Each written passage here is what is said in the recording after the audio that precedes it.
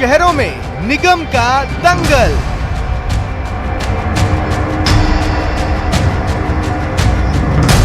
दो 250 वार्ड पर घमासान।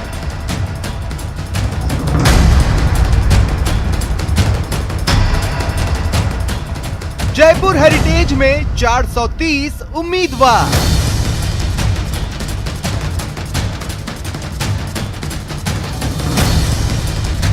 जोधपुर उत्तर में 296 योद्धा तैयार।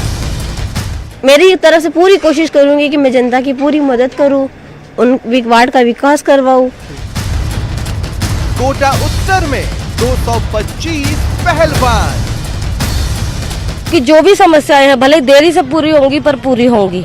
सबसे पहली प्राथमिकता वार्ड में सफाई की रहेगी। नगर निगम में कांग्रेस के वोट बनते हैं तो पूरे शहर का ही नहीं हर वार्ड का विकास होगा। नमस्कार, स्वागत है आप सभी का। आपके साथ मैं हूं स्वप्निल। शहर की सरकार आप देख रहे हैं। शहर की सरकार के हर घमासान को हम आप तक पहुंचा रहे हैं। 15 दिनों के घमासान के बाद कल नगर निगम चुनाव के पहले चरण का दंगल होगा। लोग मतदान करेंगे।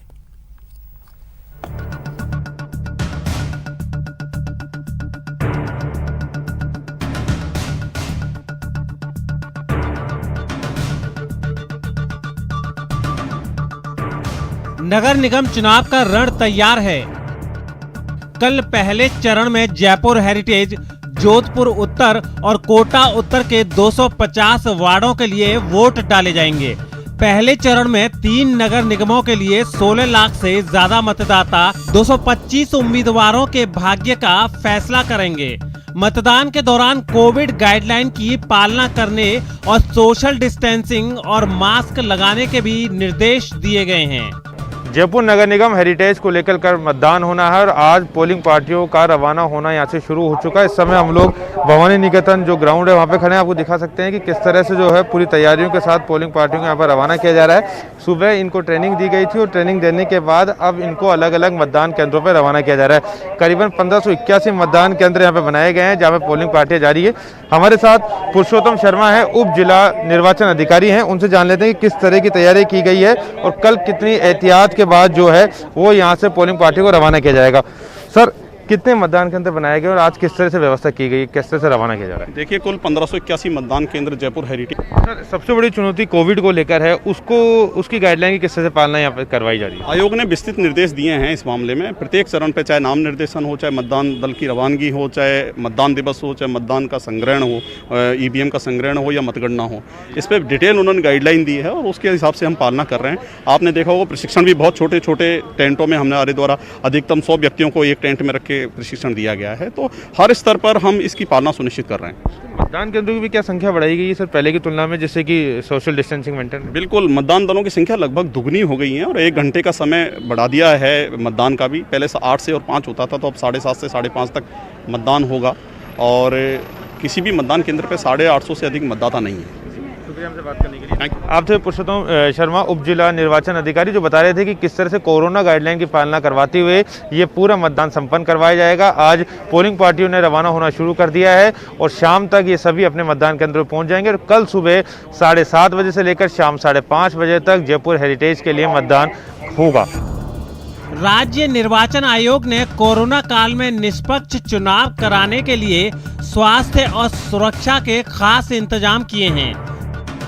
3 नगर निगमों के रण के लिए 1503 मतदान केंद्र बनाए हैं, जहां 3000 से ज्यादा सीसीटीवी कैमरों के जरिए हर हलचल पर नजर रखी जाएगी। मतदाताओं और चुनाव कर्मचारियों के स्वास्थ्य को देखते हुए सभी बूथों को सैनिटाइज किया गया है। ये कोटा उत्तर में कल चुनाव है और अंतिम प्रशिक्षण के बाद मतदान दलों को रवाना किया जा रहा है। जिला कलेक्टर, जिला निर्वाचन अधिकारी हमारे साथ मौजूद है। सर, तैयारियां पूरी हो गई है, कल सुबह मतदान होगा। चुनाव निष्पक्ष और निडर होकर चुनाव की जो व्यवस्था है वो पूरी हो गई है। पार्टियां शीघ्र ही रवाना होने वाली है और प्रशासन चाक चौबंद है। एसपी साहब और पुलिस और पूरा प्रशासन हम पूरी व्यवस्था में लेकर। सर, कोरोना के मद्देनजर कोरोना के मद्देनजर भी हमने पूरी व्यवस्था करी कि सैनिटाइजर, मास्क, ग्लोव इत्यादि की व्यवस्था करके किसी को कोई दिक्कत नहीं आने देंगे और बड़े तरीके और शांतिपूर्ण ढंग से चुनाव करवाएंगे।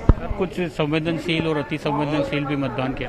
हमने संवेदनशील जहां ज्यादा सेंसिटिव लगा पिछला अनुभव से उनको सेंसिटिव किया है और वह एक्स्ट्रा पुलिस फोर्स 3+1 की अलग लगाई है।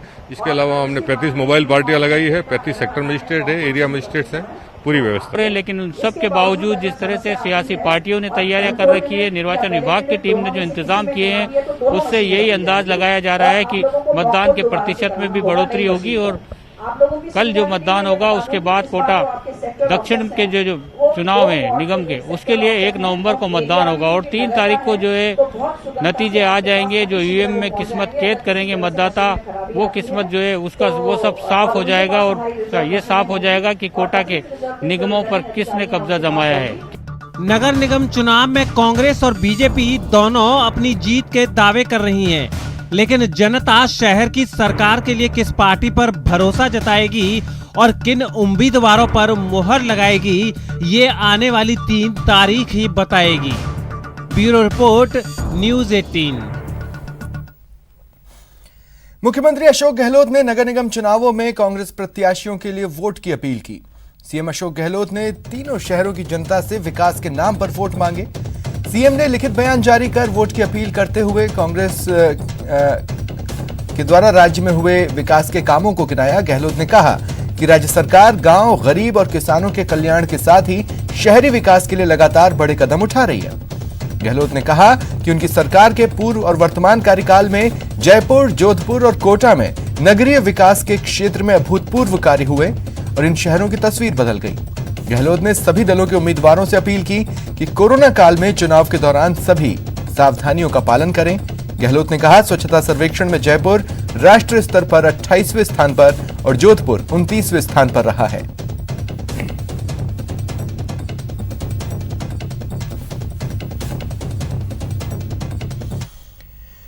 और चलिए सीधा रुख करेंगे, हमारे 2 सहयोगी इस वक्त हमारे साथ जुड़ रहे हैं। जयपुर से दीपक व्यास मेरे साथ जुड़ रहे हैं और कोटा से सहयोगी शाकिर अली मेरे साथ जुड़ रहे हैं। सबसे पहले शाकिर, मैं आपके पास आ रहा हूं। देखिए, ठीक है, पहले रन के लिए वोटिंग कल होनी है, लेकिन इस वक्त भी डोर टू डोर तो चल ही रहा होगा। आज किस तरह के अंदाज नजर आया, आज किस तरह की तस्वीरें नजर आई हैं?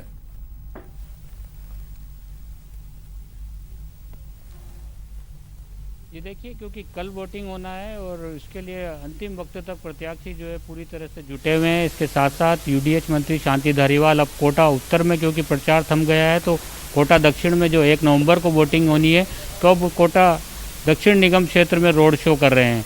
इस वक्त स्वप्निल में पहले तस्वीरें दिखाना चाहूँगा कि मतदान की जो टोलियाँ हैं वो अपने मतदान केंद्रों पर पहुँच चुकी हैं।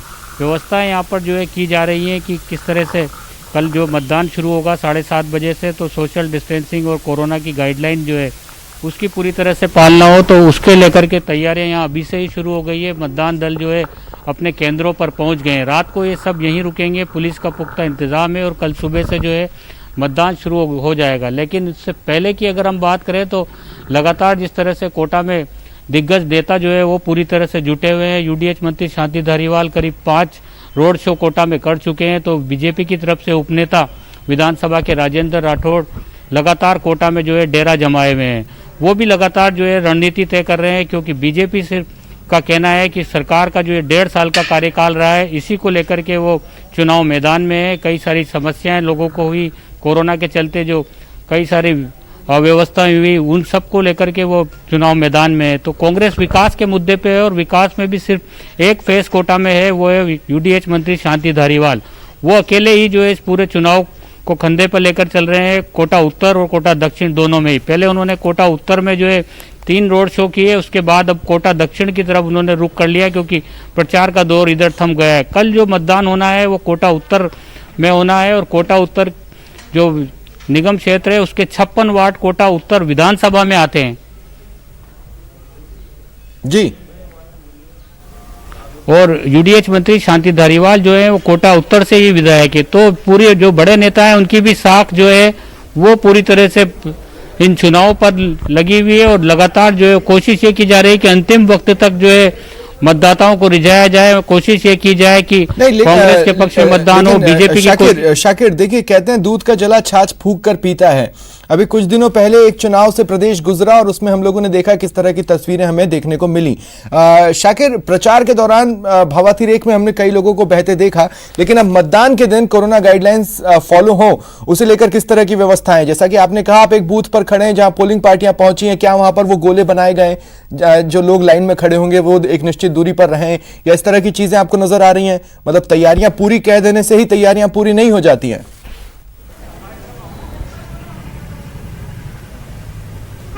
जी बिल्कुल स्वप्निल, तस्वीरें दिखाना चाहेंगे। ये गोले यहाँ पर जरूर बनाए गए हैं। अब लेकिन जब कल सुबह यहाँ पर जब मतदाता पहुंचेंगे तब किस तरह की तस्वीर रहेगी, कोशिश जरूर इन लोगों ने की है। निर्वाचन विभाग की ओर से तमाम जो इंतजाम है उसकी गाइडलाइन जारी की है। 10-10 पेन भी जो है जो यहाँ चुनाव पर यहाँ पर जो कर्मचारी तैनात रहे हैं उनको 10 पेन भी दिए हैं, क्योंकि पेन को भी जो है बार बार सैनिटाइज किया जाएगा, बदला जाएगा। इसके साथ साथ सैनिटाइजर दिया गया है, इस भवन को सैनिटाइज करवा दिया गया है। ऐसे तमाम जो 555 मतदान केंद्र बनाए गए हैं उन सभी पर जो है इस तरह की अब तैयारियां की जा रही है। लेकिन सबसे बड़ा सवाल ये है कि कल जब पब्लिक यहाँ पर पहुंचेगी, लोग मतदाता जब यहाँ पर पहुंचेंगे तो सोशल डिस्टेंसिंग की कितनी पालना यहाँ पर हो पाएगी और कितना डिस्टेंस रख पाएंगे, ये सब चीजें जो है कल डिपेंड करेगी। क्योंकि जिस तरह की तस्वीरें पंचायत चुनाव में नजर आई थी उसी तरह, क्योंकि वार्ड छोटे हैं और मैक्सिमम जगहों पे जो है ज्यादातर जो जगह है, ज्यादातर जो मतदान केंद्र है वो लोगों के घरों के नजदीक ही है, तो ऐसे में जो है लोगों का जमावड़ा भी जो है सड़कों पर ही रहेगा। ठीक है, ठीक है दीपक, अब मैं आपके पास आ रहा हूं। मेरा पहला सवाल तो आपसे भी वही है जो शाकिर से रहा कि आज किस तरह की तस्वीरें देखने को मिल रही हैं, क्योंकि लोग बहुत क्रिएटिव होते जा रहे हैं। वो डोर टू डोर में भी 3-4 आसपास के मकानों को कवर करने की कुव्वत रखने लगे हैं। उस लिहाज से किस तरह की तस्वीरें नहीं, और दूसरा सिर्फ इंतजाम पूरे कह देने से इंतजाम पूरे नहीं होते, इसे लेकर क्या एक्स्ट्रा व्यवस्थाएं आपने देखी?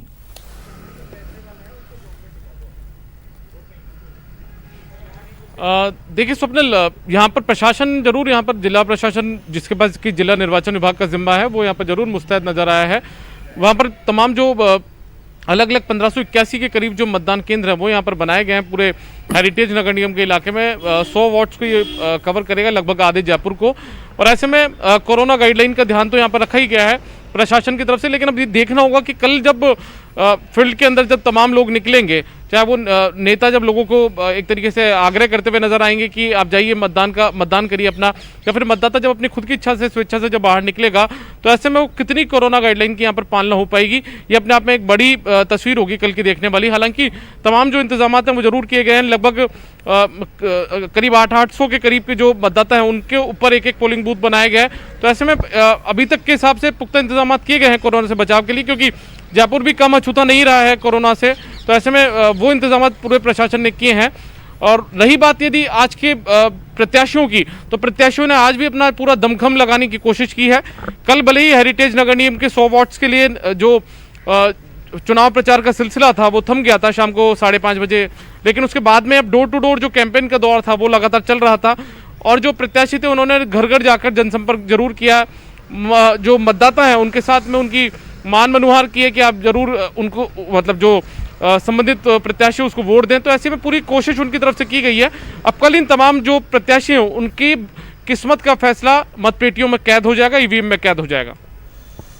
ठीक है, और चूंकि अब देखिए छोटी छोटी जगहों पर रण सजेगा, ऐसे में हो सकता है एक ही समय पर बहुत से लोग भी जुटे, हो सकता है नहीं वो अलग अलग समय पर जुटे, लेकिन एजेंट्स जो वहां पर डटे रहेंगे उन्हें लेकर कोरोना गाइडलाइंस को फॉलो करवाने के लिए भी कुछ लास्ट मिनट व्यवस्थाएं देखी आपने?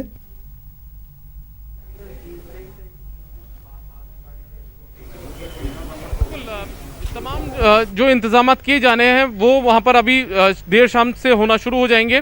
कल सुबह तक जब जैसे ही मतदान का दौर शुरू होगा उसके बाद में एक निश्चित संख्या में ही मतदान केंद्र के अंदर लोगों को अनुमति दी जाएगी। थोड़ा जो सोशल डिस्टेंसिंग की पालना है वो भी वहां पर की जाएगी। इसको लेकर आज ही ताकीद कर दिया गया है जिला निर्वाचन विभाग की तरफ से। जो भवानी निकेतन से जिस तरीके से मतदान के दल जो रवाना हुआ है मतदान केंद्रों के लिए, वहां पर उन्हें ताकीद साफ तौर पर किया गया है कि आप पूरी की पूरी सोशल डिस्टेंसिंग की पालना करें। कोविड गाइडलाइन जो केंद्र सरकार की तरफ से दी हुई है, राजस्थान सरकार ने दी है, उसकी पालना यहाँ पर की जाए। तो ऐसे में अब तमाम जो चीज़ें हैं वो मतदाता पर और जो वहाँ पर पोलिंग एजेंट है जो बूथ पर बैठेंगे उन पर डिपेंड करता है कि वो किस तरीके से व्यवस्थाओं को दुरुस्त रखते हैं, क्योंकि दोनों के ऊपर बराबर की जिम्मेदारी होगी इस कोरोना से बचाव के लिए। बिल्कुल। और शाकिर, देखिए, हम कहते हैं डोर टू डोर, लेकिन दरअसल प्रचार का शोर थमने के बाद 3D प्रचार होता है। डिजिटल भी हमें देखने को मिलता है, लोग डिजिटल माध्यम का भी अब इस्तेमाल करते हैं। छोटे छोटे व्हाट्सएप ग्रुप बने हुए हैं वार्ड के भीतर ही। कोई भी जो पार्षद बनने की उम्मीद रखता है वो कुछ दिनों पहले से ही एक व्हाट्सएप ग्रुप बनाकर कोशिश करता है वार्ड के तमाम लोगों के साथ एक्टिव होने की। दीपक, लेकिन मैं आपसे पूछना चाहता हूं, क्या कुछ डिजिटल वर्ल्ड से जानकारियां मिली हैं प्रचार से जुड़ी हुई आज?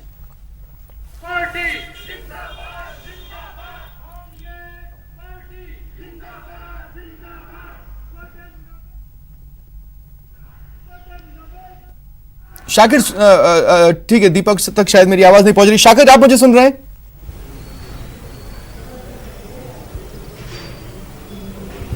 जी देखिए स्वप्निल, ये चुनाव में जो है लगातार, जो कि सोशल मीडिया का जमाना है और जो चुनाव लड़ रहे हैं वो साफ तौर पर वो चाहते थे शुरू से ही कि ज़्यादा से ज़्यादा लोगों तक उनकी बात पहुंच सके, उनकी अपील पहुंच सके। कई सारे लोगों ने जो प्रत्याशी हैं उन्होंने अपनी डॉक्यूमेंट्रीज बनवा रखी है, उसको वो सोशल मीडिया पर जारी कर रहे हैं। इसके अलावा जो है लगातार उनके अपने पक्ष में जो भी लोग अपील करना चाह रहे हैं उनके जो है डिजिटल मैसेज जो है लगातार ग्रुप्स में चल रहे हैं। और ज़्यादातर जो प्रत्याशी हैं उन्होंने अपने अपने क्षेत्र के जो फ़ोन नंबर्स हैं उनके ग्रुप्स भी बना रखे हैं, जिस पर वो लगातार अपने जो सहयोगी है, समर्थक है, उनसे फीडबैक भी ले रहे हैं। और कहीं कोई दिक्कत भी परेशानी हो रही है तो वो मौके पर पहुंचकर जो है उसका निस्तारण भी करने की कोशिश कर रहे हैं। तो डिजिटल का ज़माना है तो जाहिर तौर पर जो है पूरा उपयोग इसका किया जा रहा है। लेकिन डोर टू डोर की जहां तक बात है, जो प्रत्याशी मैदान में वो चाहते हैं कि एक बार जरूर चेहरा उनको दिखाया जाए, मतदाता के घर पर पहुंचा जाए, तो वो डोर टू डोर का सिलसिला भी जारी है। हालांकि गाइडलाइन के मुताबिक पैर छूना और हाथ मिलाना और गले मिलना भी जो है मना है, लेकिन इन सब के बावजूद जो है प्रत्याशी लोगों के घरों पर पहुंच रहे हैं। बुजुर्ग जब उनको दिख रहे हैं तो उनके पैर भी छू रहे हैं, कोशिश कर रहे हैं। कोई अपना पुराना दोस्त मिल रहा है, अगर वो मतदाता है तो उससे गले ठीक है शाकिर, बने रहे आप भी मेरे साथ। मैं जोधपुर का भी रुख करना चाहता हूं, मेरे साथ सहयोगी ललित भी जुड़ चुके हैं। ललित, किस तरह की तैयारियों को आप वहां पर देख रहे हैं, खासकर कोरोना गाइडलाइंस के मद्देनजर क्या तैयारियों को फिनिशिंग टचेस दिए गए?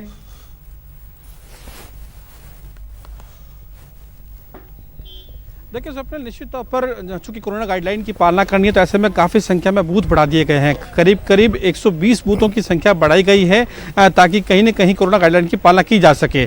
हर गली में पोलिंग बूथ हो, आराम से वोटिंग किया जा सके, ऐसी व्यवस्था यहाँ की है। लेकिन जहाँ बात जोधपुर कल उत्तर के चुनाव होने हैं, मुख्यमंत्री अशोक गहलोत का बोर्ड है, उसी इलाके में मुख्यमंत्री अशोक गहलोत रहते हैं, तो सबकी नजरें जोधपुर नगर निगम उत्तर पे है और ऐसे में कल मतदान होना है। उनके बेटे वैभव गहलोत ने पिछले 3 दिनों से यहाँ कमान संभाल रखी है, लगातार वो जनसंपर्क कर रहे हैं। तो पूरा जोर लग रहा है कि आखिर कांग्रेस की सरकार है, कड़ी से कड़ी जोड़ने की यहाँ पे कवायद की जा रही है। बिल्कुल। और आखिरी दिन ये डोर टू डोर प्रचार और डिजिटल प्रचार की किस तरह की सुर्खियां रही हैं जोधपुर में आज, ललित? देखिए निश्चित तौर पर चूंकि अब आईटी का युग है और ऐसे में हर हाथ में मोबाइल है, व्हाट्सएप है, फेसबुक है, ट्विटर है, उन तमाम साधनों का उपयोग हर प्रत्याशी कर रहा है, चाहे वो निर्दलीय हो चाहे कांग्रेस का हो।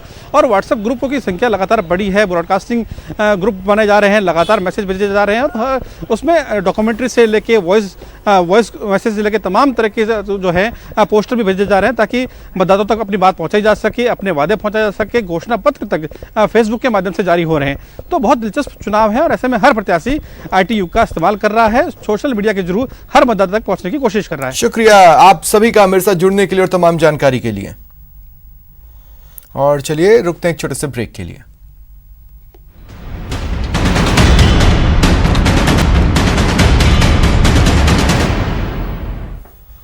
जयपुर हेरिटेज नगर निगम चुनाव का कल मतदान है। मतदान के आखिरी वक्त में उम्मीदवार डोर टू डोर प्रचार करने में जुटे हैं।